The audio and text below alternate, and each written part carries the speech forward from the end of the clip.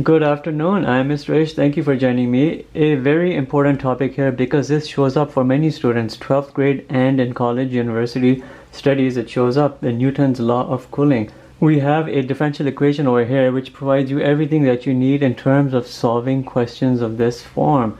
We have dt over dt. What are we talking about here? The change in the temperature of an object over time. The rate of that change is equal to minus k times T minus Tm.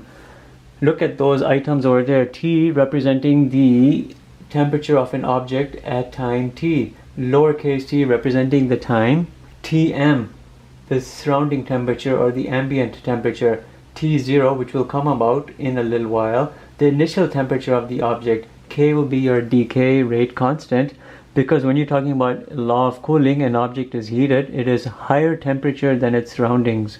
Therefore, it will decay at a certain rate, lowering its temperature to meet the temperature of the surrounding environment, and that will be your rate constant. How do you go about solving questions of this form? Remember, the law of cooling relates the rate at which the temperature of an object will cool over a period of time, and it is directly proportional to this T minus Tm, the difference between the temperature of that object and the ambient surrounding temperature. The greater this difference, the more pronounced will be that decrease or the loss of that temperature of that object. The less this difference between the temperature of the object and the ambient surrounding temperature, the less pronounced will be that rate of that temperature loss of that object. We're talking about here the rate of cooling. If this difference here is large, the rate at which that cooling procedure will occur will be more pronounced. If this difference is small, the rate of that cooling will be less pronounced. If you want to solve questions with regards to this, you have to solve this differential equation first. Well, there are two ways to solve that differential equation. I will show you both for educational purposes. You have separation of variables. Take all of this on the other side. You're looking here at 1 over t minus tm. With respect to dt over dt is equal to minus k. But what exactly are your variables? You always look right here at your derivative factor. You have a capital T, which is the temperature of that object at time t. Then you have lowercase t, which is your time, which means this right here is a constant and this right here is a constant. Keep that in mind. When you're doing the integral over here, you'll bring in everything here with regards to dt. Do not get confused over here in terms of this minus tm, that it will impact your outcome of this in any way. It won't, because as far as you're concerned, this is a constant, this right here is a variable which is being integrated.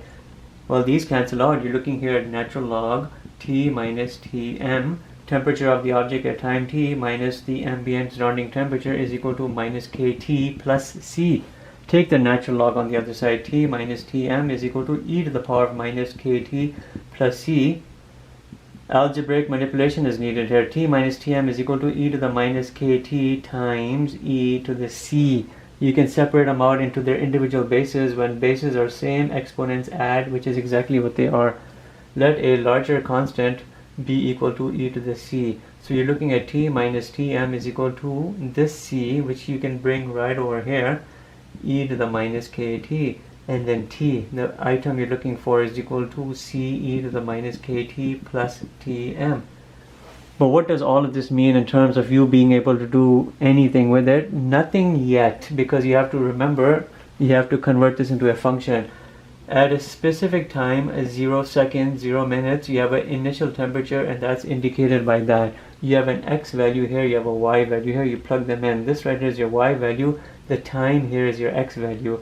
You have an initial temperature is equal to ce to the power of minus k times 0. Time of 0, which is 0, e to the power of 0 plus tm. E to the power of 0 is just a 1. So you solve for c. C is equal to t initial temperature T0, and we're seeing that come into play, minus Tm. You bring that now right here into this equation, and I'll bring it in right over here, and then we'll clean this up and we'll finish it up for you. This will be the solution to this differential equation, which then you can utilize for your applications.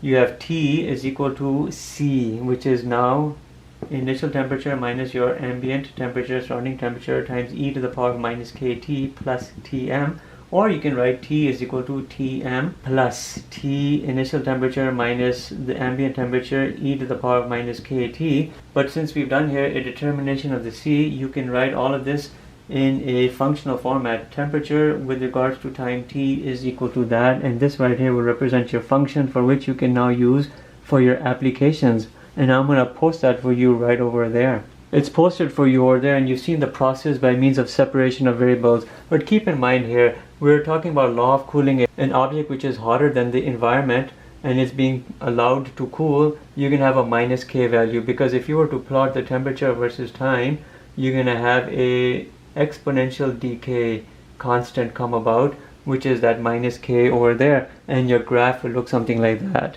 Anyhow, we use the separation of variables technique over here, but you can do this by another way, and let's show you that, and then we can look at some application questions. Again, remember at time 0 we have a certain initial temperature, which is that. Open this up, you have dt over this change in temperature of the object over change in time is equal to minus kt plus ktm. Again, what are your variables? It's this and the time variable, which is hidden right now, but the temperature of the object at time t and the time are your variables. Everything else you see will be a constant. Take this on the other side.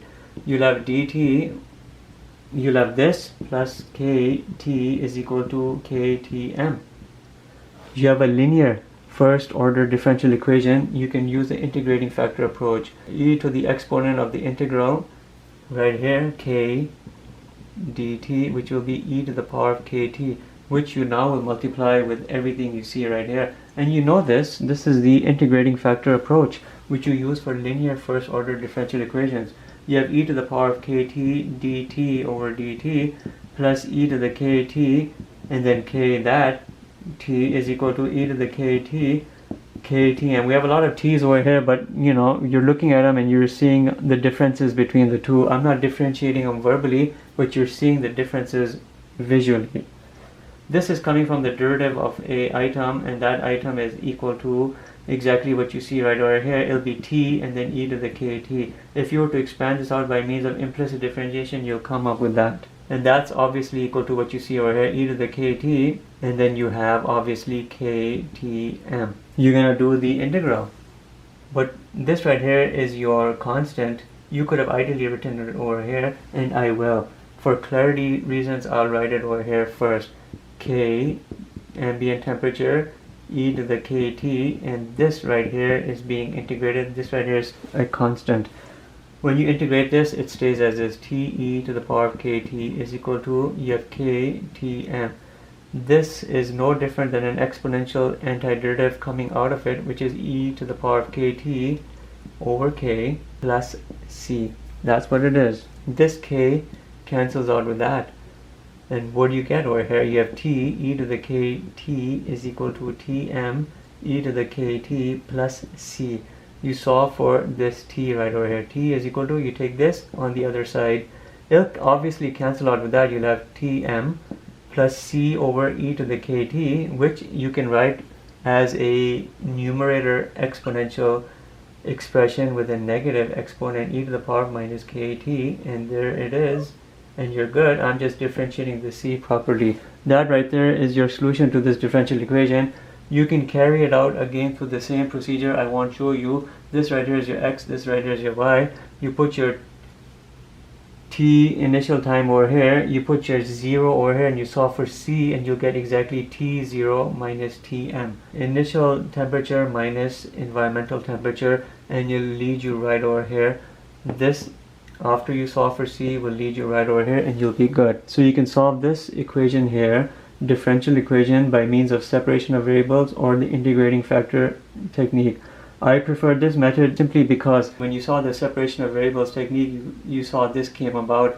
Then you have to think about a substitution. C is equal to e to the c, and you bring that in. Some students may not have thought about this, and they would be stuck with this in their expression or in their solution. Then they're thinking, how do I get rid of it? When you do it by this technique, you automatically come up to this form right here. A second substitution is not needed, so it's relatively easy. Anyhow, now we have our equation here. We'll keep it here. We'll do 2 questions and that'll be the end of this video. So we have this question here with 2 parts. We have a hot liquid which is 100 degrees Celsius. It is placed in a 15 degrees Celsius room. After 8 minutes, the temperature of that liquid has cooled down to 55 degrees Celsius. We have to find these 2 items. The time needed for that temperature of that liquid starting at 100 degrees Celsius to drop down to 30 degrees Celsius. Number 2, we have to find the temperature of that liquid after 25 minutes. When you're looking at this question, you have this 100 degrees and that tells you that's your initial temperature, 100 degrees. It is placed in a 15 degree room. It tells you your ambient temperature is 15 degrees. You're looking at everything here with regards to time. We have a time here of 8 minutes. We don't have a rate constant that has to be determined. We have a temperature of a liquid after that 8 minutes to be 55. That's your temperature at time t is equal to 55, and we of course have that equation. And how do we go about solving A and B? Well, we have to first determine the rate constant and put everything here into that equation. We have 55 is equal to your temperature at time t, your ambient temperature is 15, plus your initial temperature is 100, minus your ambient temperature 15, e to the power of minus k, and then we have time here 8. So why don't I just put minus 8k? That's all what it is, minus 8k. And you're solving for this k. And you know it's going to be 55 minus 15, which is a 40. You're going to do this 100 minus 15, which is a 85. And then you're going to do a natural log, because the e will go on the other side. It will be a natural log is equal to minus 8k. And then k is obviously equal to that divided by minus 8. And we can solve it out and post the answer. We'll do 40 divided by 85 natural log divided by negative 8, which is your 8 minutes. And we have a rate constant here of 0.09422, or your decay constant, 0.09422. That's what it is. Now, we've determined this. We have to actually answer the question. We have to find the time when temperature is 30 degrees. How do you go about doing that? You now have to put everything here with regards to you determining the time at which 30 degrees happens. You have 30 is equal to, you have Tm, which is 15, plus 100 minus 15 times e to the power of minus kt. We have a k now, which is a 0.09422, and we have a t. This is our expression which we will utilize to solve for that t. And you know you can do it. 30 minus 15 is a 15. Divided by 85, take the e on the other side, natural log, and you'll divide it by this k minus 0.09422, and that'll equal to your time, and we'll solve it out. So let's do this computation. 15 divided by 85 and natural log divided by 0.09422, which is a negative value. We have 18.4 minutes. Time is equal to, the answer here, time is equal to 18.42 minutes. Once you've determined the equation right here, which for high school students is provided, but for college students you have to actually derive it by the differential equation solution procedure, but the applications are easy afterwards. So we've determined this. It's not hard. Now we'll do question B. Keep in mind for question B you will need this 0.09422, so I won't erase it. This rate constant will be, or decay constant will be needed. You're now going to calculate the temperature of this hot liquid, which initially started at 100 degrees Celsius, but after 25 minutes, what is its temperature? So you're solving for this T, this item right here. You know the ambient temperature is 15. You have the initial temperature 100 minus that 15, the ambient temperature. You have e to the minus k, which you know is right here, 0.09422 times time, which you have the time now, 25. Run everything here to this straightforward procedure and you'll have your answer, and we'll do it. We have 0.09422 minus times 25. We're going to hit this to the exponential base e. We'll multiply this by this item right here, which is 85, and then we'll add it to 15, and we have 23.06, which I'm rounding down to 23 degrees Celsius. After 25 minutes, this hot liquid has cooled down to 23 degrees Celsius, and the question is done. And here's the answer, 23 degrees Celsius. It took 18.42 minutes to lower the temperature from 100 to 30 degrees. And at the 25-minute mark, it decreased further down to 23 degrees Celsius.